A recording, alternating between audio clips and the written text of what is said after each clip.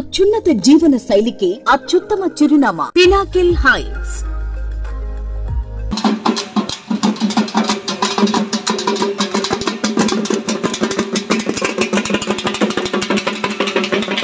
తెలంగాణ 4వ తరగతి ఖమ్మం జిల్లా అధ్యక్షుడిని. ఈరోజు ఖమ్మం నగరపాలక సంస్థ ఇంత భారీ ఎత్తున ప్రథమ మహాసభ పెట్టాం.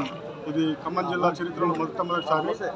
అయితే ఈ సభ పెట్టడానికి కారణాలు చాలా గత ప్రభుత్వాలు మాకు పిఆర్సీ కానీ డిఏలు కానీ ఇన్ టైంలో ఇవ్వలేకపోయారు. మాకు ఇప్పటికీ ఐడిఏలు బకాయిలు ఉన్నాయి.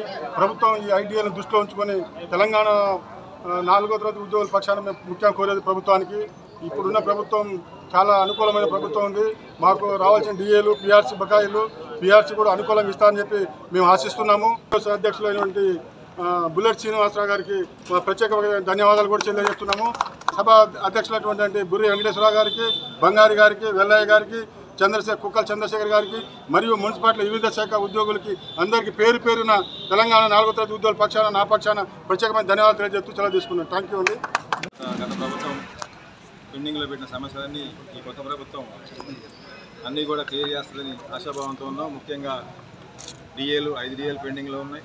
అదేవిధంగా పిఆర్సీ, హెల్త్ కార్డుల విషయం, ఇంకా అనేక రకాల సమస్యలు ఉన్నాయి. అంటే బడ్డెన సమస్యలు మొన్న పొంగులేటి గారు మాట్లాడుతూ మన కాలనీకి వచ్చి ముఖ్య అతిథిగా వచ్చి మాట్లాడుతూ ముందు ఫైనాన్స్ అన్నదమ్ముల్లాగా మేము టీజీఓ అయినా టీఎన్జిఓ అయినా 4వ తరగతి ఉద్యోగులైనా అవుట్సోర్సింగ్, ఆశా, అంగన్వాడీ, తర్వాత ఎవరైనా సరే మేమందరం ఉద్యోగ కమ్యూనిటీ, ఉద్యోగుల కులం ఇది.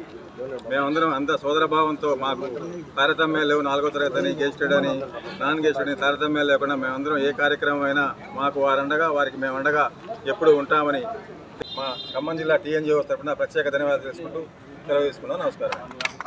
చిరాగ్గా ఉంటుంది. అలాంటిది వాళ్ళు ఆ చెత్తనంతా వేసుకొని ట్రాక్టర్ల నుంచి ఆ చెత్త మీద వాళ్ళు కూర్చొని ఆ ట్రాక్టర్లను తీసుకెళ్ళి డంపింగ్ యార్డ్కి తీసుకెళ్ళి వాళ్ళ యొక్క నిజంగా వాళ్ళ సేవలు మాత్రం తప్పకుండా మనం గౌరవించాలి. వాళ్ళని ఎక్కడ కూడా పారిశుద్ధ కార్మికులుగా ఉండ వాళ్ళని పెద్ద ఎత్తున వాళ్ళని గౌరవించుకొని ఏర్పాటు చేసుకోవాలి. ఎప్పుడైనా మనం వాళ్ళని తక్కువ చూడకూడదని తెలియజేసుకుంటూ ఈ అవకాశం ఇచ్చినటువంటి గురు వెంకన్న గారికి మరొకసారి ధన్యవాదాలు తెలియజేసుకుంటూ సెలవు తీసుకుంటూ ఉన్నాను. Thank you.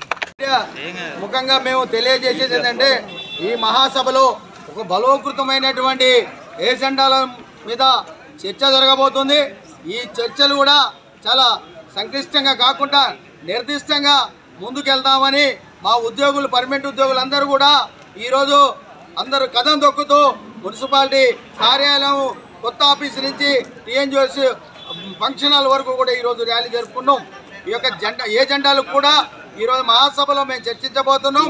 ఈ ఏజెండాలు రేపు అంటే ఈరోజు ఏర్పడబోయేటువంటి నూతన కమిటీ, నూతన నాయకత్వం మా జిల్లా అనుబంధ సంఘంతో కలుపుకొని మా హక్కులు ఉద్యోగులు సాధించుకునే దానికి ఈరోజు మేమందరం ఈ మహాసభ జరుపుకుంటున్నాం.